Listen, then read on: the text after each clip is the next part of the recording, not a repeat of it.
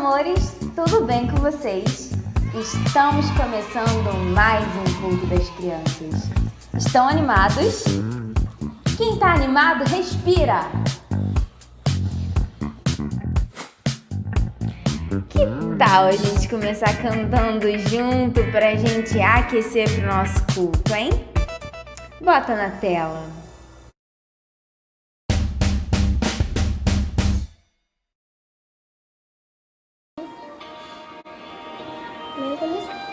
Vamos louvar a Deus? Vamos!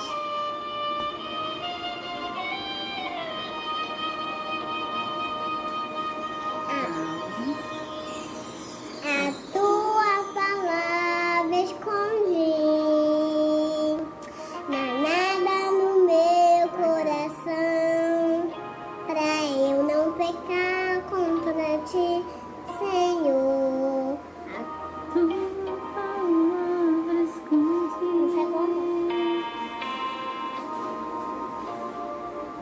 Minhas vestes no sangue lavei e das tuas águas bebi, para ser uma oferta agradável a ti, minha vida a ti consagrei. Nós dois. Meus dons e talentos são pra te servir, meus 10 preciosos são teus. Não vejo razão da minha vida sem ti, tu és meu Senhor e meu Deus. Assim como o fogo refina o ouro, vem tua obra em mim completa, até que o mundo possa ver tua glória em meu rosto brilha. Você, tua palavra escondi, Não há nada no meu coração, para eu não pecar contra ti, Senhor. palavra escondi, minhas vestes no sangue lavei e das tuas águas bebi. Pra quê? Pra ser uma oferta agradável a ti, minha vida a ti consagrei. Vai. Anjos e talentos São parte servi, meus dons.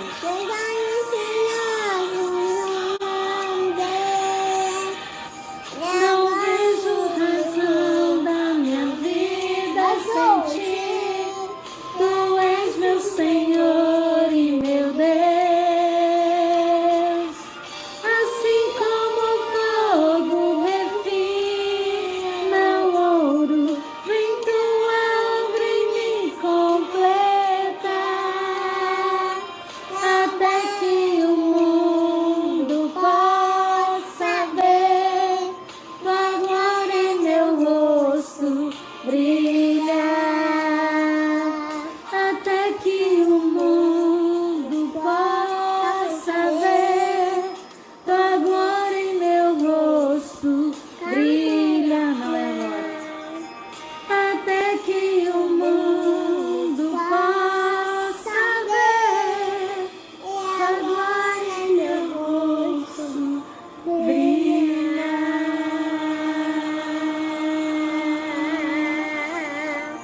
Guardo no coração as tuas palavras, para não pecar contra ti. Ai, como é bom louvar, não é mesmo? Mas eu acho que ainda tem algumas coisas que precisam ser resolvidas antes da gente continuar com o nosso culto, né? Será que você tem algo para pedir desculpas a Deus? Acho que tem, hein? Eu tenho. Eu sei que eu vacilei durante a semana. Então, vamos para o nosso momento de pedir perdão de pecados?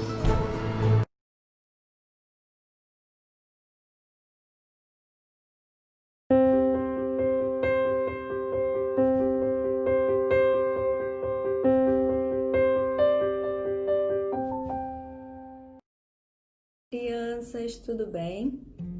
Tava morrendo de saudade.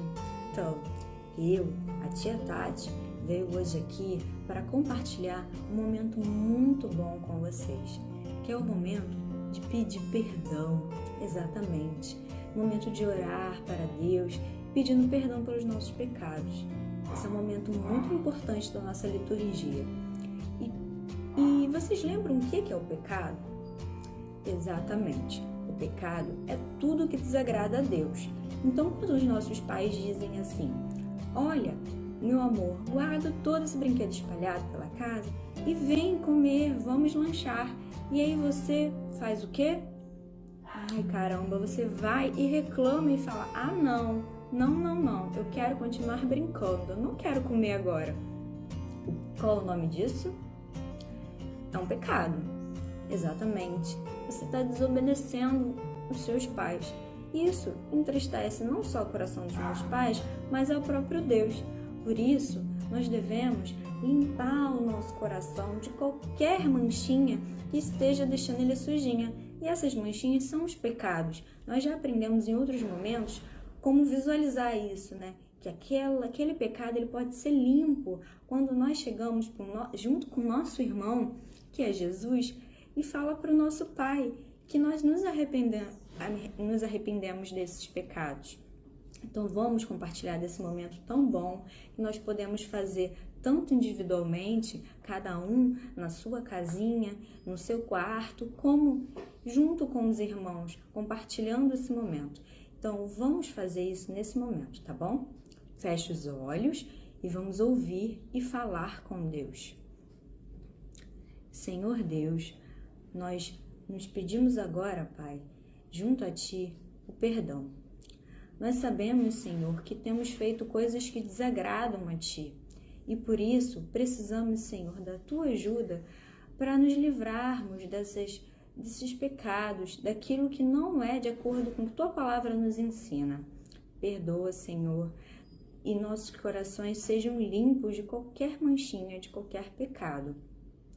Nós te pedimos, já agradecidos, porque a Tua palavra nos ensina que se nós pedimos o perdão, Tu nos perdoa, Pai. E nosso coração se alegra com essa mensagem de perdão, de reconciliação contigo. Mas nós te pedimos isso com o intermédio do nosso irmão Jesus Cristo. É tudo que te pedimos agora, em nome de Jesus. Amém. Olha, que alívio, né? Como é bom pedir perdão. Então, Senhor, meus amigos, meus amores, nós devemos sempre praticar esse momento de pedir perdão. É um momento muito importante, muito bom nós fazermos, tá bom? Então, eu me despeço por aqui e muito alegre por ter compartilhado um momento tão bom junto de vocês. Um grande beijo no coraçãozinho, já todo limpinho, e até a próxima. Tchau! Amém! Agora já podemos prosseguir para o nosso versículo de hoje.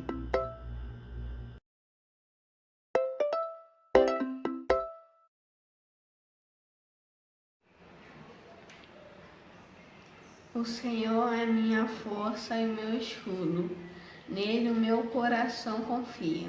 Nele fui socorrido, por isso meu coração exulta. E com o meu cântico louvarei. Salmos 28, versículo 7. Atenção, atenção! Chegamos ao momento mais importante do nosso culto. Sabe qual é? É o momento em que vamos encontrar Jesus. É isso mesmo. Está preparado para esse encontro? Conheço um pessoal que estava no meio de uma festa e não tinha ideia do que ia acontecer por lá. Vamos ver?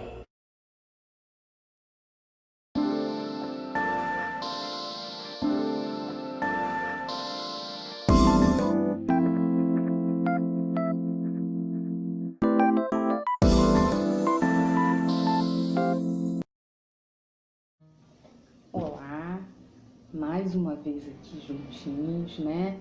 Para poder aprender uma nova história da Palavra de Deus. E hoje nós vamos aprender sobre o primeiro milagre de Jesus. Nós sabemos que quando nosso Senhor Jesus esteve na Terra, Ele fez muitos milagres. E alguns estão registrados para nós na Palavra de Deus. Mas teve o primeiro, né? Então é sobre o primeiro milagre de Jesus que nós vamos aprender hoje. Eu vou pedir para você abrir sua Bíblia e deixar ela aberta no Evangelho de João, no capítulo 2, porque esse milagre está registradinho para nós nesse capítulo 2, do versículo 1 até o 11, e eu vou contando a história, vou acompanhando aqui na Bíblia, e você vai ou lendo junto comigo ou ouvindo, se você ainda não sabe ler, tá bom? Já abriu? Então vamos lá. Que primeiro milagre de Jesus foi esse? Vamos entender? As bodas em Caná da Galileia. 3 dias depois, houve um casamento em Caná da Galileia, achando-se ali a mãe de Jesus. Jesus também foi convidado com os seus discípulos para o casamento. Tendo acabado o vinho, a mãe de Jesus lhes disse: eles não têm mais vinho. Mas Jesus lhes disse: mulher, que tenho contigo? Ainda não é chegada a minha hora. Então ela falou aos serventes: fazei tudo o que ele vos disser. Estavam ali 6 talhas de pedra que os judeus usavam para as purificações. Cada uma levava 2 ou 3 medreiras. Jesus lhes disse: enchei de água as talhas, e eles encheram totalmente. Então Jesus lhes determinou: tirai agora, levai ao mestre-sala. E eles o fizeram. Tendo o mestre-sala provado a água transformada em vinho, não sabendo de onde viera, se bem que sabiam os serventes que haviam tirado a água, chamou o noivo e lhe disse: todos costumam pôr primeiro o bom vinho, e quando já beberam, fartamente servem o inferior. Tu, porém, guardaste o bom vinho até agora.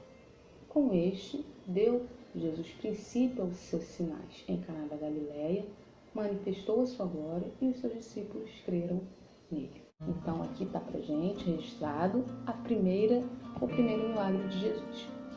Vocês entenderam, né, que o primeiro milagre de Jesus foi transformar água em vinho. Ora, a gente tem e sabe, né, que Jesus fez alguns milagres muito impressionantes.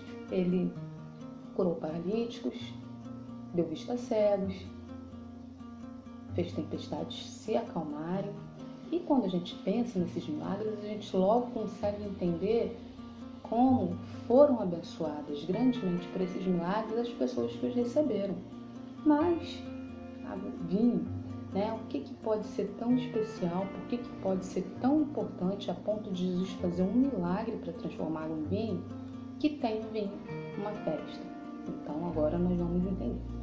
A mãe de Jesus e Jesus estavam lá nessa festa e o vinho acabou. A mãe de Jesus foi lá, né? Estavam todos lá e a mãe de Jesus está registradinho para nós lá. Quando acabou o vinho, no versículo 3, ela foi a Jesus e disse assim: eles não têm mais vinho. Por que a mãe de Jesus ficou tão preocupada com essa situação do vinho ter acabado a ponto de ter ido chamar Jesus para ele resolver o problema? Então, as festas de casamento na época, lá na terra de Jesus, eram as festas mais importantes da vida de uma pessoa. Elas às vezes duravam dias e às vezes até uma semana. E o vinho não podia faltar. Por quê? Porque ele representava a alegria no casamento. Que aquele casamento que estava acontecendo seria sempre marcado por muita alegria, por muita esperança, por muita fartura. Então, quando o vinho acabava, numa festa de casamento, era uma coisa triste. A festa ficava triste e a festa acabava. Ah, mas então, se a festa acabou, não pode simplesmente cada um para sua casa? Não, porque como eu falei para vocês, as festas elas duravam às vezes uma semana. Pessoas vinham de longe e não tinha Uber, não tinha carro, não tinha nada. As pessoas tinham que ir para lugares às vezes onde essas festas iam acontecer e não era fácil para chegar lá. Agora você imagina uma pessoa que foi chamada para uma festa, longe, se desloca da sua casa, vai para lá, para quando chegar lá, o dono da festa não ter nem vinho para oferecer. ficava chato, né? Os convidados ficariam decepcionados, os noivos envergonhados e também a sua história de casamento. Toda vez já pensou que eles fossem contar a história do casamento deles, ter que lembrar, mas no meu casamento acabou o vinho bem no meio da festa e foi muito chato. Então, o vinho acabar, embora não pareça para nós uma coisa assim tão importante, para aquelas pessoas era uma coisa muito marcante. Ia ficar marcado na história da vida daqueles noivos para sempre que o vinho tinha acabado na festa deles, né? Então, por o vinho significar alegria para o casamento, porque o noivo ficaria envergonhado, porque ia passar uma impressão que ele chamou um monte de gente e não se organizou e fez as pessoas irem para uma festa onde não tinha nem vinho, e para que o casamento não ficasse marcado para sempre com aquela história tão chata, foi que a mãe de Jesus foi a ele tentar ver se ele podia interferir, pedir que ele interferisse, e avisou para ele que o vinho tinha acabado. E aí Jesus responde assim: mulher, que tenho eu contigo? Ainda não é chegada a minha hora. Será que Jesus estava desrespeitando a mãe dele? Não. Quando naquela época, naquela cultura, uma pessoa chamava uma mulher de mulher, estava tratando ela da forma mais respeitosa possível. Era a forma mais respeitosa de se tratar uma mulher. É como se a gente hoje chamasse uma mulher de senhora. Então Jesus não estava sendo mal criado nem respondendo mal à mãe dele, não. Ele estava tratando ela com muito respeito. E aí, ele ainda diz que ainda não é chegada a hora dele. O que foi que ele quis dizer com isso? Ele só quis dizer que ainda não era o momento dele se revelar como Messias, como Salvador. Porque a gente já leu que esse foi o primeiro milagre. E a gente já leu que Jesus já tinha discípulos. Ou seja, ele já pregava, ele já falava e já era seguido por algumas pessoas. Mas ele ainda não tinha feito nenhum milagre. Então, ele só estava dizendo que ainda não era a hora dele se manifestar como o Cristo, como o Salvador. E aí ela fala para os serventes fazerem tudo que Jesus mandasse, em sinal de obediência, em sinal de reconhecer que ele era o Senhor dela. E que, assim como ela obedecia, as pessoas tinham também que obedecer e fazer tudo que ele mandasse. E aí Jesus fala para os serventes, lá no versículo 5 e 6. E ela falou aos serventes, fazer tudo o que ele vos disser.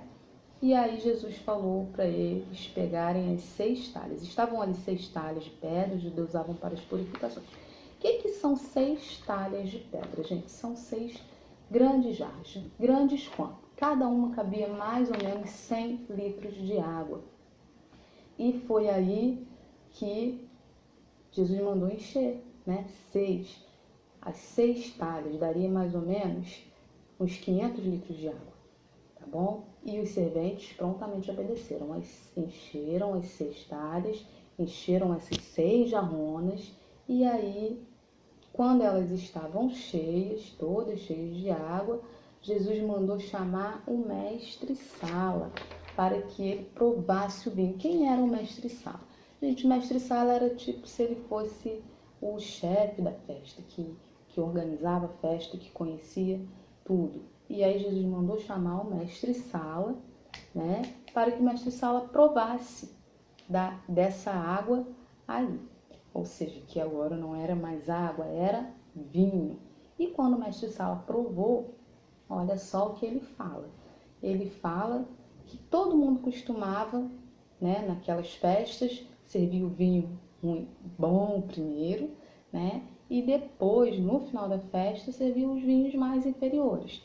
Mas quando o mestre-sala prova o vinho que Jesus transformou em água, ele diz para o noivo assim: olha, todo mundo deixa o vinho ruim para o final.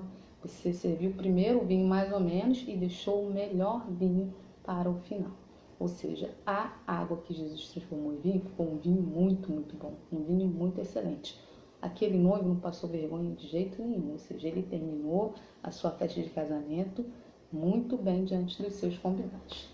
E aí, ó, a alegria, né, da festa continuou, ficou tudo bem, o noivo não passou vergonha, Os convidados não foram embora decepcionados e aquele casamento não ficou marcado por uma história tão triste. Muito ao contrário, ele ficou marcado por um casamento que teve um vinho muito, muito bom e excelente, né? E aqui no versículo 11 a gente lê assim: com este Deus, Jesus, principia os seus sinais em Caná, ou seja, esse foi o primeiro milagre. Os discípulos de Jesus ainda não tinham visto Jesus fazer nenhum milagre, né?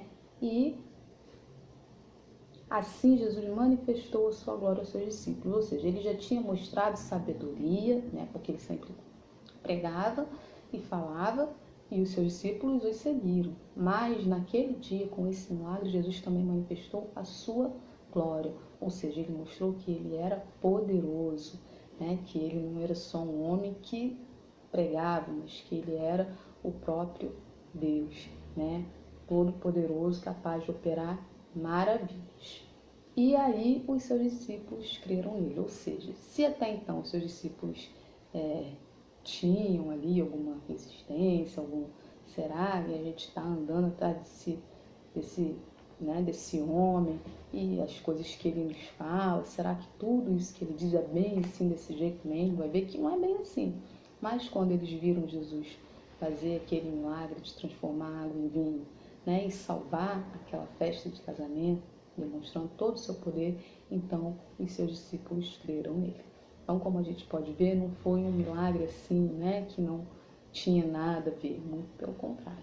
Salvou a festa de casamento, deixou aquela história bem marcada e manifestou a sua glória, fazendo com que os seus discípulos entendessem e vissem quanto ele era poderoso, tá bom? Então, essa foi a história da transformação da água em vinho na festa em Caná da Galileia. E aí, prestaram atenção direitinho na história? Vocês já conhecem essa história, né? Mas agora eu quero saber se vocês entenderam tudo direitinho. Eu vou mostrar umas imagens e eu quero que vocês respondam as perguntas que eu vou fazer, tá bom? Lá na festa do casamento, várias pessoas estavam lá. E aí, essas pessoas estavam felizes ou estavam tristes? Se elas estavam felizes, fica de pé. Se elas estavam tristes, fica sentado. Vamos lá, valendo! Isso, elas estavam muito felizes, era um casamento. Os noivos estavam tão felizes, mas mais felizes do que eles estavam os discípulos. Sabe por quê? Porque eles estavam acompanhando Jesus e estavam testemunhando as coisas maravilhosas que ele fazia. Logo depois aconteceu aquele problema com a bebida que tinha acabado. Mas, mesmo Maria tendo ficado tão preocupada, logo as coisas se resolveram, né? E aí nós descobrimos que basta obedecer Jesus para tudo ficar bem. O que Jesus mandou fazerem mesmo? Isso, encher de água os jarros. E olha, eles obedeceram. E só porque eles obedeceram, eles viram o milagre acontecer. Como é importante obedecer Jesus, hein? Então, todo mundo que é uma criança obediente a Jesus, fica de pé agora, que nós vamos cantar que nós estamos alegres.